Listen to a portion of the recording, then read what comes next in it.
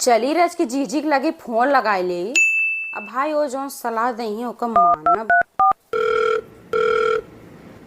Hello, हाँ जीजी गोर धरते। और का हाल चाल बा? कुछ ना बहनी, ये भी ने फोन कह रहे कि आज समनवा का अंतिम सोमवार है, तो हमरे ये समझी ना। हाँ भूखी आए बहनी, हमेशा भूखी रही थे 5 सोमवार। तू अच्छा तू हूँ। हाँ बनाए रहे, फरहरवत बनाए रहे, आलू बनाए रहे, सिंघाड़ा खलुआ रहा, और 1 लीटर दूध ले रहे अपना बिने, और सब बिने जौन 1-2 लीटर लिया हो। और फल फूल मंगा रहे, 2 दर्जन केला रहा, सेब रहा, अंगूर रहा। ज्यादा खवाते ना, यही रच फल फूल आलू मंगानू, यही कुल खाए है। वाह दीदी, वाह दीदी। हमरे मन में ये डाउट रहा अच्छा कि जैसे जब सवेरे में भोले बाबा का हम पुड़िया मिठाइया चढ़ाए है, ओका हम खाए कि ना खाए।